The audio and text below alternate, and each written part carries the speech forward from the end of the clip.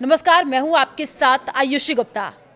Tariff को लेकर मचे बवाल के बीच अमेरिका के राष्ट्रपति डोनाल्ड ट्रंप और चीनी राष्ट्रपति शी जिनपिंग के बीच अगले महीने मीटिंग हो सकती है। जी हां, ये मुलाकात हाल ही में तियानजिन में हुए एससीओ समिट के बाद होने वाली है, जिसकी वजह से इस पर दुनिया भर की नजरें टिकी हुई है।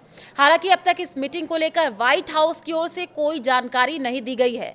सूत्रों की माने तो साउथ कोरिया से एपीईसी शिखर सम्मेलन के दौरान दोनों नेताओं के बीच मुलाकात संभव है। एपीईसी को एशिया प्रशांत क्षेत्र में आर्थिक सहयोग और रणनीतिक नीतियों पर चर्चा का प्रमुख मंच माना जाता है। इस बार एपीईसी की अहमियत इसलिए भी बढ़ गई है क्योंकि ट्रंप के टैरिफ की वजह से इसके सदस्य देशों में आक्रोश है। टैरिफ को लेकर चीन अमेरिका के बीच तलवारें खींची थी। ट्रंप प्रशासन की चीन विरोधी नीतियां, खासकर टैरिफ और व्यापारिक प्रतिबंध दोनों देशों के बीच तनाव का बड़ा कारण रही है। ट्रंप ने हाल ही में चीन पर रूस और उत्तर कोरिया के साथ मिलकर अमेरिका के खिलाफ षड्यंत्र रचने का आरोप भी लगाया। ऐसे में ट्रंप और शी की संभावित मुलाकात केवल औपचारिकता नहीं बल्कि द्विपक्षीय रिश्तों को नया मोड़ देने वाली घटना साबित हो सकती है। ट्रंप के लिए यह बैठक उनके आलोचकों को जवाब देने का अवसर भी है।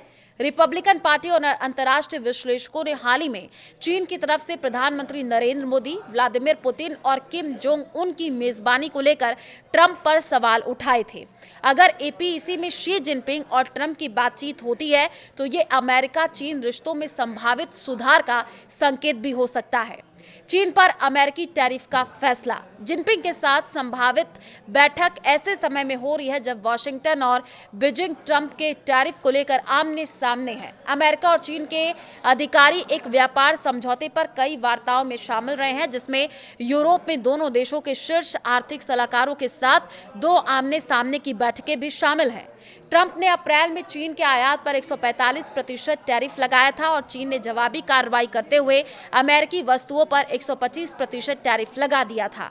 टैरिफ पिछले महीने लागू होने वाला था, लेकिन ट्रंप ने कार्यकारी आदेश पर हस्ताक्षर करके नवंबर तक बढ़ी हुई टैरिफ पर रोक लगा दी। एससीओ की मीटिंग में शामिल हुए थे पुतिन, मोदी। जी हां, हाल ही में चीन में आयोजित शंघाई सहयोग संगठन एससीओ सम्मेलन में प्रधानमंत्री नरेंद्र मोदी, व्लादिमीर पुतिन और किम जोंग उन की मौजूदगी ने दुनिया का ध्यान खींचा। चीन की इस रणनीतिक मेजबानी को ट्रंप ने अमेरिका के खिलाफ साजिश करार दिया। उन्होंने सोशल मीडिया पर तीखी टिप्पणी करते हुए कहा कि लगता है हमने भारत और रूस को चीन के हाथों खो दिया है। हालांकि बाद में उन्होंने प्रधानमंत्री मोदी के साथ अपने संबंधों को मजबूत और दोस्ताना बताते हुए अपनी बात से आंशिक रूप से पीछे हटने की कोशिश की। फिर भी ये स्पष्ट है कि भारत, रूस और उत्तर कोरिया जैसे देशों का इस समय अमेरिका चीन रिश्तों पर अप्रत्यक्ष प्रभाव है। आपको बता दें कि डोनाल्ड ट्रंप ने चीन से आयात होने वाली वस्तुओं पर 145% टैरिफ लगाने की घोषणा की थी, जिसके जवाब में चीन ने भी अमेरिका वस्तुओं पर 125% टैरिफ लगाकर पलटवार किया। ये टैरिफ पिछले महीने लागू होने वाला था, लेकिन ट्रंप ने कार्यकारी आदेश के माध्यम से इसे नवंबर तक टाल दिया। इस व्यापारिक तनाव ने वैश्विक बाजारों में उथल-पुथल मचा दी है और एपीईसी जैसे मंच पर दोनों नेताओं की मुलाकात को इस विवाद को सुलझाने की दिशा में एक महत्वपूर्ण कदम माना जा रहा है।